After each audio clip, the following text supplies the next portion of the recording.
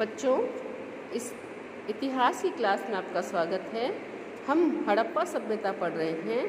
आज हड़प्पा सभ्यता में पाए गए दुर्गों के बारे में पढ़ेंगे। दुर्ग में किले।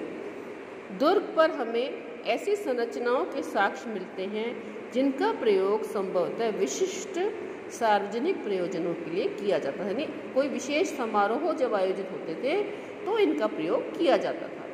इनमें एक माल गोदाम एक ऐसी विशाल संरचना है जिसके ईंटों से बने केवल निचले हिस्से शेष हैं, जबकि ऊपरी हिस्से जो संभवतः लकड़ी से बने थे बहुत पहले ही नष्ट हो गए। वहाँ पर एक माल गोदाम मिला। माल गोदाम मतलब माल रखने की जगह, जो एक बड़ी संरचना है जो ईंटों से बने हुए केवल निचले हिस्से अब अवशेष के रूप में वहाँ पर रह गए हैं, जबकि ऊपरी हिस्सा जो लकड़ी से बना हुआ था वो संभवतः नष्ट हो गया है।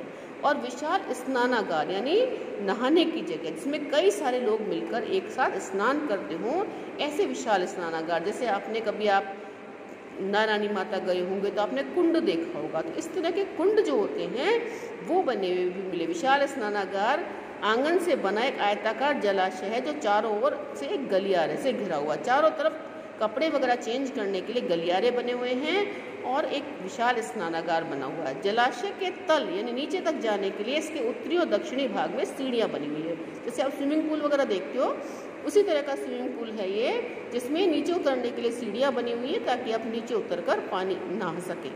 जलाशय के किनारे पर ईंटों को जमा कर जिप्सम के गारे के प्रयोग से इसे जलबद्ध किया गया था। इसके तीनों ओर कक्ष बने हुए थे, यानी इसके तीनों ओर कमरे बने हुए थे जिनमें से एक से एक बड़ा कुआं था। यानी उन कमरों में भी कुएं बने हुए थे। जलाशय से पानी एक बड़े नाले में जलाशय से पानी एक बड़े नाले में बह जाता था। इसके उत्तर में एक गली के दूसरी ओर एक अपेक्षाकृत छोटी संरचना थी। इसमें 8 स्नानागार बनाए गए थे। बड़े कुंड के पास 8 स्नानागार भी बनाए गए थे, यानी 8 छोटे स्नानागार बनाए गए थे। एक गलियारे के दोनों ओर 4-4 स्नानागार बने थे।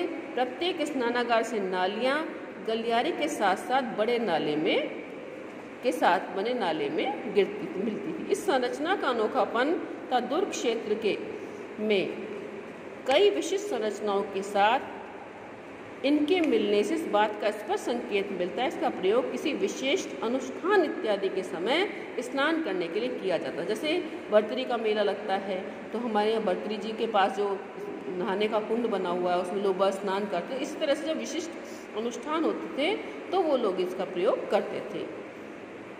सामाजिक भिन्नताओं का अवलोकन। शवाधान यानी शव जो है मरने के बाद वो मृत व्यक्ति की शरीर का क्या किया करते थे।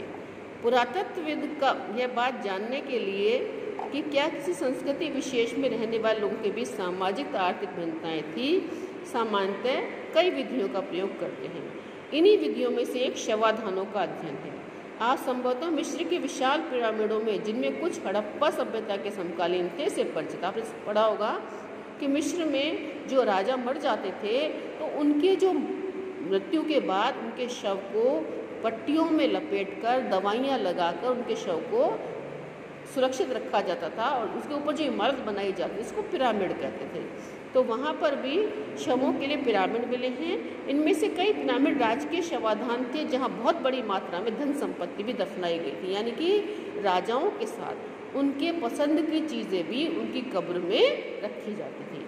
हड़प्पा स्थलों से मिले शवाधानों से आमतौर पर मृतकों को गर्तों में दफनाया जाता। गर्त में तो गड्ढों में। कभी कभी स्नानागार गर्त की बनावट एक दूसरे से भिन्न होती। शवाधान गर्त की बनावट एक दूसरे से भिन्न होती थी। कुछ स्थानों पर गर्त की सतहों पर ईंटों की चिनाई की गई थी।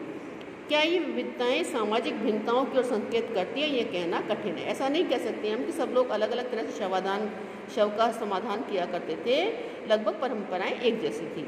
कुछ कब्रों में मृत भांडे मिट्टी के बर्तन तथा आभूषण मिले हैं जो संभवतः एक ऐसी मानवता की ओर संकेत करते हैं जिसके अनुसार वस्तुओं का मृत्युपरांत प्रयोग किया जा सकता था। मतलब उनका ये मानना था कि मरने के बाद भी इंसान को इन चीज़ों की जरूरत होती है, इसलिए वो कब्र में मृत्यु के साथ शव के साथ उनकी पसंद की चीज़ दफनाया करते थे। पुरुषों और महिलाओं दोनों के शवाधानों से आभूषण मिले, यानी आभूषण जो वो पहनते थे वो भी उनके कब्र में साथ में गाड़ दिए जाते थे। 1980 के दशक के मध्य में हड़प्पा के कब्रिस्तान में उत्खननों से एक पुरुष की खोपड़ी के समीप शंख के 3 छल्ले, जैस्पर एक प्रकार का रत्न के मनके यानी मोती तथा सैकड़ों की संख्या में सूक्ष्म मनकों यानी छोटे मोतियों से बना एक आभूषण मिला था। कहीं कहीं पर मृतकों को तांबे के दर्पणों के साथ दफनाया था। तांबे के जो दर्पण होते हैं जिनमें कि आप पुराने ज़माने में दर्पण जो है वो तांबे के पाए जाते थे, उसमें दफनाया गया, वो भी उनके साथ रखे हुए मिले हैं उनके शवों के साथ। परंतु कुल मिलाकर ऐसा लगता है कि हड़प्पा सभ्यता के निवासियों का मृतकों के साथ बहुमूल्य वस्तुएं दफनाने में विश्वास नहीं था, यानी बहुमूल्य वस्तुएं जो है बहुत ही कम मिली हैं। विलासिता की वस्तुओं की खोज। सामाजिक भिन्नताओं को पहचानते हुए एक अन्य विधि ऐसी पुरातत्व वस्तुओं का अध्ययन जिन्हें पुरातत्व मोटे तौर पर उपयोगिता विलास की वस्तुओं में वर्गीकृत करते हैं। अब हमारे घर में कुछ चीज़ें ऐसी हैं जिनको हम कुछ प्रतिदिन उपयोग कर, जैसे हम गैस का चूल्हा है, जैसे कि हम रोटी बनाने के लिए जो बर्तन इस्तेमाल करते हैं, लेकिन कुछ जैसे हम पैदल चलते हैं, हम चलने के लिए किसी चीज़ का इस्तेमाल नहीं करते, लेकिन जैसे हम साइकिल पर जाते हैं या हम स्कूटी पे जाते हैं, लेकिन जैसे ही हम कार में जाते हैं या सोने के लिए हम AC का इस्तेमाल करते हैं तो वो विलासिता की वस्तुओं में आता है। पहले वर्ग में रोजमर्रा के उपयोग की वस्तुएं सम्मिलित हैं जिन्हें पत्थर अथवा मिट्टी जैसे सामान्य पदार्थों से आसानी से बनाया जा सकता है।